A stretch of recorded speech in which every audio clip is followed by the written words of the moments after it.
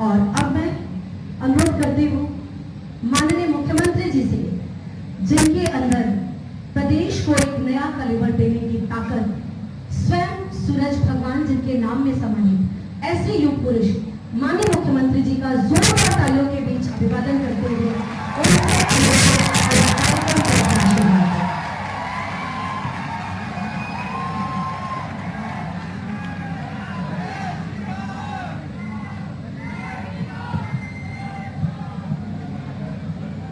Amitabh Bachchan sports complex Prayagraj की स्वर्ण जयंती महोत्सव कार्यक्रम में मंच पर उपस्थित माननीय न्यायमूर्ति सर्वोच्च न्यायालय सम्माननीय श्री विक्रमनाथ जी, प्रदेश सरकार में मेरे वरिष्ठ सहयोगी उप मुख्यमंत्री श्री ब्रजेश पाठक जी, मंत्रिमंडल में मेरे सहयोगीगण श्री नंदगोपाल गुप्ता नंदी जी, गिरीश चंद यादव और अन्य मेरे सहयोगीगण, माननीय सांसद प्रोफेसर रीता बहुगुणा जोशी जी, श्रीमती केसरी देवी पटेल जी, श्री विनोद सोनकर जी, प्रदेश सरकार के पूर्व मंत्री माननीय श्री सिद्धार्थनाथ सिंह जी, महापौर श्रीमती अभिलाषा गुप्ता नंदी जी, जिला पंचायत अध्यक्ष डॉक्टर वीके सिंह जी, हमारे माननीय विधायकगण श्री राजमणि कौल जी, श्री हर्षवर्धन वाजपेयी जी, श्री गुरु प्रसाद मौर्य जी, श्री प्रवीण पटेल जी, श्री पीयूष रंजन निषाद जी, श्रीमती निर्मला पासवान जी, श्री सुरेंद्र चौधरी जी, श्री केपी श्रीवास्तव जी, श्री सुरेश चंद्र त्रिपाठी जी और आज के इस कार्यक्रम में उपस्थित प्रयागराज के सभी गणमान्य महानुभाव, खेल के जिन विभूतियों को आज यहां सम्मानित किया गया है, उनके साथ ही नवोदित सभी खिलाड़ियों को मैं अमिताभ बच्चन स्पोर्ट्स कॉम्प्लेक्स के स्वर्ण जयंती समारोह के अवसर पर हृदय से बधाई देता हूं। आप सबकी प्रति मैं अपनी शुभकामनाएं देता हूं। मैं इस अवसर पर अभिनंदन करता हूं इस पूरे कॉम्प्लेक्स के साथ एक लंबे समय से जुड़े हुए न्यायमूर्ति श्री विक्रमनाथ जी को, न्यायमूर्ति श्री टीपी सिंह जी को और उन सभी महानुभावों को जिन्होंने स्पोर्ट्स की इन गतिविधियों को आगे बढ़ाने के लिए रुचि लेकर के प्रयागराज को यह अनमोल कृति को आगे बढ़ाने में अपना योगदान दिया है। भाइयों बहनों, हम सब जानते हैं कि आज की जो दुनिया है, वैश्विक मंच पर किसी देश के सामर्थ्य की अगर तुलना हम करते हैं तो स्पोर्ट्स उसमें से एक है। ओलंपिक हो, एशियाड हो, कॉमनवेल्थ हो या कोई भी विश्व स्तरीय चैंपियनशिप का या कोई इंटरनेशनल गेम हो, इन सब में विभिन्न देशों के खिलाड़ियों के द्वारा किए जाने वाले प्रदर्शन से उस देश के सामर्थ्य का अंदाजा लग जाता है। और हम सब सौभाग्यशाली हैं कि आज देश के यशस्वी प्रधानमंत्री श्री नरेंद्र मोदी जी के मार्गदर्शन में भारत प्रत्येक क्षेत्र में नित नई ऊंचाइयों को प्राप्त करना है। उसमें खेल का ये क्षेत्र भी जो उपेक्षित पड़ा हुआ था, उस क्षेत्र में भी जो प्रगति आज दिखाई दे रही है, वो बहुत अभिनंदनीय है और इसके लिए हम प्रधानमंत्री जी का भी आभार व्यक्त करते हैं। उन सभी खिलाड़ियों ने जिन्होंने प्रयागराज की इस धरती पर, यानी अब तक तो हम प्रयागराज को संगम नगरी के रूप में मानते थे। सनातन हिंदू धर्मावलंबी इस बात को मानता है कि गंगा, यमुना और सरस्वती का पावन संगम है। यहां पर इलाहाबाद विश्वविद्यालय और अन्य संस्थाएं उत्तर भारत में शिक्षा के प्रमुख केंद्र के स्तंभ के रूप में जाने जाते रहे हैं। उत्तर प्रदेश का और दुनिया का सबसे बड़ा उच्च न्यायालय प्रयागराज से देश के सबसे बड़े प्रदेश के आबादी को अंतिम पायदान पर बैठे हुए व्यक्ति को न्याय के एक महत्वपूर्ण स्तंभ के रूप में मार्गदर्शन करता रहा है। और प्रयागराज कुंभ, कौन ऐसा सनातन धर्मावलंबी होगा देश और दुनिया में जो संगम में आकर के इस अवसर पर स्नान करके प्रयागराज कुंभ का आनंद और इस अवसर पर आशीर्वाद लेने से अपने आप को किसी भी प्रकार के उस अवसर से वंचित रखना चाहता हो। प्रयागराज की इन सभी परंपराओं के साथ एक मान्यता है कि दुनिया की पहली गुरुकुल महर्षि भारद्वाज ने इसी प्रयागराज में बनाई और मुझे लगता है महर्षि भारद्वाज का ही आशीर्वाद है कि इलाहाबाद विश्वविद्यालय के छात्रों के द्वारा एक लंबे समय तक देश के अंदर प्रतियोगी परीक्षाओं में स्थान ग्रहण करके मेरिट की सूची में जब इलाहाबाद विश्वविद्यालय के छात्रों का नाम आता है तो प्रयागराज के महत्व को कई गुना बढ़ाता है। और मुझे ये देख करके बहुत आनंद की अनुभूति हो रही है कि इन सबसे अलग हट करके प्रयागराज को एक नई पहचान स्पोर्ट्स के माध्यम से भी उसकी सामर्थ्य को देश और दुनिया के सामने प्रस्तुत करने के लिए यहां की कुछ विभूतियों ने इस मेयो हॉल को स्पोर्ट्स कॉम्प्लेक्स के रूप में स्थापित करते हुए इसे आगे बढ़ाया और इस सदी के कला जगत के महानायक श्री अमिताभ बच्चन के नाम पर इस पूरे परिसर का नामकरण करके इस कॉम्प्लेक्स को एक नई ऊंचाइयां प्रदान कर रहे हैं। अत्यंत उमंग, उत्साह और हर्ष का विषय हम सब के लिए है। यह आनंद का क्षण है।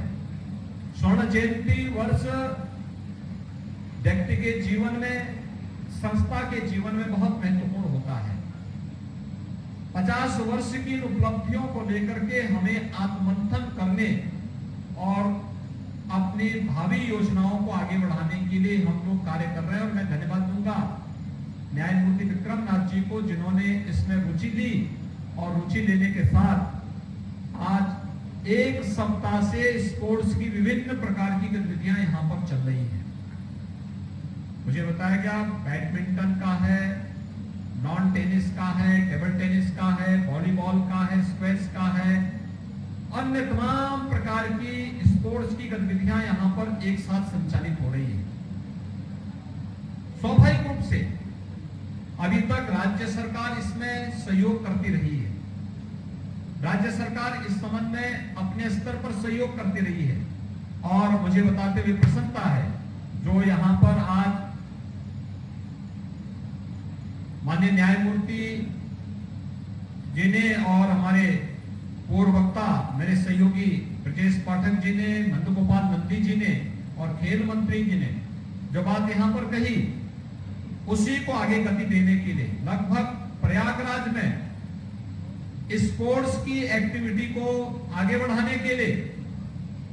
हम लोग यहां पर लगभग 100 करोड़ रुपए अकेले प्रयागराज में ही स्मार्ट सिटी मिशन के अंतर्गत खर्च कर रहे हैं। और यहां पर अमिताभ बच्चन स्पोर्ट्स कॉम्प्लेक्स के लिए ही जो हमारी कुल योजना है, जो प्रोजेक्ट का जो हमारे यहाँ पर कार्य होने जा रहा है, 60 करोड़ रुपए की लागत से इस कार्य को अकेले इसी परिसर के लिए कार्य संपन्न है। इसके साथ ही हमारे यहाँ जो हमारे प्रयागराज के अंदर सरकारी और सरकारी सहायता प्राप्त जो स्कूल हैं उनके लिए 10 करोड़ 16 लाख रुपए, इलाहाबाद विश्वविद्यालय के लिए 10 करोड़ 86 लाख रुपए, चंद्रशेखर आजाद पार्क में खेल सुविधाओं के विकास के लिए 7 करोड़ 73 लाख रुपए, ओपन एयर जिम और मल्टी एक्टिविटी प्ले सिस्टम के लिए 4 करोड़ 25 लाख रुपए और 60 स्थानों पर बच्चों के खेलकूद और मनोरंजन के लिए मल्टी एक्टिविटी प्ले सिस्टम की स्थापना के लिए भी 2 करोड़ 80 लाख रुपए और नौकायन के लिए प्रयागराज में 2 करोड़ रुपए स्मार्ट सिटी मिशन के अंतर्गत ही स्वीकृत किए गए हैं। आज के इस अवसर पर मैं आप सबको इस बात के लिए आश्वस्त करता हूं, उत्तर प्रदेश पहला राज्य था जिसने ओलंपिक और पैरा ओलंपिक में देश के लिए मेडल प्राप्त करने वाले हर खिलाड़ी को अपने राज्य में बुलाया और राज्य उत्तर प्रदेश में बुला करके उन्हें सबको सम्मान दिया। राज्य सरकार के स्तर पर सम्मान दिया, उन्हें प्रोत्साहित किया और उत्तर प्रदेश के जितने खिलाड़ियों ने प्रतिभाग किया उन्हें भी हम लोगों ने किया। अभी जो कॉमनवेल्थ गेम्स हुए थे, कॉमनवेल्थ गेम्स में जितने भी खिलाड़ी गए थे और जो भी उत्तर प्रदेश के प्रतिभाग खिलाड़ी थे जिन्होंने मेडल जीता है, इन सबका भी एक भव्य समारोह में हम सम्मान करने वाले हैं। प्रदेश के अंदर जो हमारे छात्रावास हैं उन सभी में बच्चों की जो डाइट थी, स्पोर्ट्स के विभिन्न कार्यक्रमों के साथ जुड़े हुए थे, बहुत कम थी, उससे भी बढ़ाया गया है। साथ साथ प्रोत्साहन राशि के लिए भी अभी जैसे नेशनल गेम हो रहे हैं गुजरात में, हमारे कई टीमों ने वहां पे गोल्ड मेडल जीता है। वहां पर जो खिलाड़ी जाते थे पहले उन्हें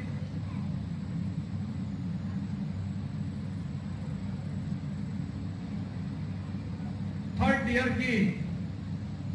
रेलवे की सुविधा प्राप्त होती थी। हमने कहा उसको एसी में बदल करके उन्हें सुविधा उपलब्ध कराओ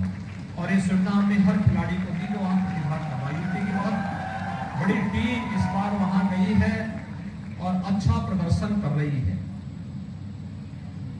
आज प्रदेश के हर गांव में राज्य सरकार खेल का मैदान बना रही है। हम लोगों ने कन्वर्जन के माध्यम से पीपीपी मोड पर भी और विभिन्न प्रकार की योजनाओं को जोड़ करके स्पोर्ट्स के माध्यम से भी, युवा कल्याण के विभाग के माध्यम से भी, मनरेगा के माध्यम से भी हर गांव में खेल का मैदान, विकास खंड स्तर पर स्टेडियम और मिनी स्टेडियम के निर्माण की कार्रवाई ये युद्ध स्तर पर चल रही है। अन्य गतिविधियों को भी तेज करने के लिए गांव-गांव में ओपन जिम का निर्माण हो, पार्कों की सुंदरीकरण की व्यवस्था हो। और मैंने खेल विभाग से एक बात ये भी कही है कि जो लोग निजी खेल एकेडमी संचालित कर रहे हैं उन्हें राज्य सरकार से भी प्रोत्साहन दिया जाना चाहिए, उन्हें राज्य सरकार के स्तर पर भी सहयोग किया जाना चाहिए। आज यहाँ पर जो प्रस्ताव मेरे सामने आया है इस पूरे परिसर के बारे में, जिला प्रशासन इस कार्रवाई को आगे बढ़ाएंगे और इस पर हम कार्रवाई करेंगे। जितना भी सहयोग की आवश्यकता पड़ेगी इस स्पोर्ट्स कॉम्प्लेक्स के लिए राज्य सरकार उसमें सहयोग करेगी। और आज के दिन पर समस्या पैसे की नहीं, पैसे के उचित नियोजन और समय से उस कार्य को आगे बढ़ाने की है। और अगर यहां पर इस कार्यक्रम को उत्तर प्रदेश खेल विभाग के साथ साथ इस कॉम्प्लेक्स से जुड़े हुए जितने भी महानुभाव हैं जिन्होंने विगत 50 वर्षों से इसे सजो करके रखा, इसको आगे बढ़ाया है और आज इसको एक नई ऊंचाई तक पहुंचा करके विगत एक सप्ताह से खेलकूद की विभिन्न प्रतियोगिताओं को यहां पर आयोजित किया है। उन सबसे मैं आग्रह करूंगा, जितने कोचेज हैं इन सबसे मैं इस बारे में आग्रह करूंगा ये लोग रुचि लेकर के, अच्छा मेरा ये मानना है आज के दिन पर जो भी हम थे वो वर्ल्ड क्लास का बनाए, एक मानक एक स्टैंडर्ड हम तय करें। जैसे हम उत्तर प्रदेश में पहला स्पोर्ट्स यूनिवर्सिटी हम बना रहे हैं मेजर ध्यानचंद के नाम पर, और वो मेरठ में उसका काम प्रारंभ हो चुका है। लगभग 100 एकड़ क्षेत्र, 1 एकड़ का जो वहां पर भूभाग है, वहां पर स्पोर्ट्स यूनिवर्सिटी प्रदेश की पहली बन रही है। और हमने कहा कि जो भी स्टैंडर्ड रखो वह वर्ल्ड क्लास का रखो। वहां एक हमारा जो भी वहां से निकलने वाला जो भी युवा हो वो वैश्विक मंच पर प्रतिस्पर्धा करता हुआ दिखाई देना चाहिए। और इसीलिए हम लोगों ने प्रदेश की परंपरागत उत्पाद को आगे बढ़ाने के लिए मेरठ को 1 डिस्ट्रिक्ट 1 प्रोडक्ट के रूप में जोड़ा है। आज मेरठ में हर खेल की गतिविधियों के लिए स्पोर्ट्स आइटम वहां पर आपको मेरठ के अंदर प्राप्त हो सकती है, और इसको सरकार प्रोत्साहित दे रही है। उन्हें एक मंच उपलब्ध करा रही है, उन्हें मार्केट उपलब्ध करा रही है, उन्हें ब्रांड बना रही है, और वो तेजी के साथ वैश्विक मंच पर छाता हुआ दिखाई दे रहा है। मैच के उस अवसर पर जिन खिलाड़ियों ने यहाँ प्रतिभाग किया है उन सबको भी मैं बधाई देता हूँ, उन सबका भी अभिनंदन करता हूँ जिन्होंने खेलकूद की प्रतियोगिताओं में भाग लिया। ये सभी युवा खिलाड़ी हैं हमारे, और इनके पास अपार संभावनाएं हैं। देश के सामर्थ्य को, गांव से आप बाहर निकलते हैं, शहर से बाहर निकलते हैं तो अपने जनपद के लिए खेलते हैं, जनपद के बाहर निकलते हैं तो अपने कमिश्नरी या रीजन के लिए खेलते हैं, और जब आप राज्य स्तर पर जाते हैं तो वहां पर भी आप पुरस्कार प्राप्त करते हैं, और जब राज्य के बाहर जाते हैं तो राज्य का नाम, और देश के बाहर जाते हैं तो देश का नाम आपके साथ जुड़ जाता है। आपके सामर्थ्य से प्रदेश और देश को पहचान मिलती है, समाज को पहचान मिलती है। और इसलिए मैं आपसे कहूंगा कि 2 चीजें बहुत महत्वपूर्ण हैं। एक, अपने आप को पूरी एकाग्रता के साथ एकलव्य की तरह जब आप लगेंगे तो परिणाम तब आएगा। और आज तो अच्छे अच्छे कोचेस उपलब्ध कराए जा रहे हैं। दूसरा, टीम वर्क। जब टीम वर्क होगा तो परिणाम कई गुना बढ़ जाता है, और हर खेल हमें टीम भाव के साथ कार्य करने की एक नई प्रेरणा देता है। यही समाज में, चाहे वह परिवार की व्यवस्था हो और चाहे वह समाज निर्माण, राष्ट्र निर्माण की व्यवस्था हो, अगर टीम वर्क नहीं है तो कोई भी सफलता प्राप्त करना एक अत्यंत चुनौतीपूर्ण कार्य होता है। लेकिन जब टीम वर्क होता है तो उसे आसानी से प्राप्त किया जा सकता है, और खेल हमें उस टीम के साथ मिल करके रिजल्ट पर पहुंचाने का, परिणाम तक पहुंचाने का एक नया संदेश भी देता है। हम सब इस गतिविधि के साथ जुड़ेंगे, और मैं इस बात के लिए आश्वस्त करता हूं प्रयागराज वासियों को, अमिताभ बच्चन स्पोर्ट्स कॉम्प्लेक्स से जुड़े हुए सभी महानुभावों को, यहां से जुड़े हुए कोचेज को, यहां से जुड़े हुए सभी खिलाड़ियों को, पुरातन और नवीन सभी खिलाड़ियों को इस बात के लिए आश्वस्त करता हूं, राज्य सरकार किसी भी प्रकार का भाव आपके लिए नहीं होने देगी। यहां पर हमारे खेल मंत्री भी हैं, अपर मुख्य सचिव खेल भी हैं, खेल के निदेशक भी हैं, जिला प्रशासन भी है। मैं उन सब से कहूंगा कि जो कुछ भी हो सकता है इस दिशा में हमें आगे प्रयास करना चाहिए, और समयबद्ध ढंग से कार्य योजना बना करके अच्छे ढंग से इसे आगे बढ़ाने का कार्य करें। मैं इस अवसर पर एक बार फिर से इस स्पोर्ट्स कॉम्प्लेक्स की स्वर्ण जयंती के अवसर पर आप सभी इससे जुड़े हुए सभी महानुभावों को और पूरे प्रयागराज वासियों को हृदय से बधाई देता हूं, अपनी शुभकामनाएं देता हूं, और आश्वस्त करता हूं राज्य सरकार और केंद्र सरकार स्पोर्ट्स की गतिविधियों को आदरणीय प्रधानमंत्री जी के माध्यम से, उनके मार्गदर्शन में नित नई ऊंचाइयों तक पहुंचाने के लिए प्रतिबद्ध है। और यहाँ के स्पोर्ट्स कॉम्प्लेक्स के लिए भी किसी भी प्रकार की कोई कमी कभी आड़े नहीं आएगी। इस आश्वासन के साथ आप सबके प्रति मैं अपनी शुभकामनाएं देता हूं। धन्यवाद। जय हिंद।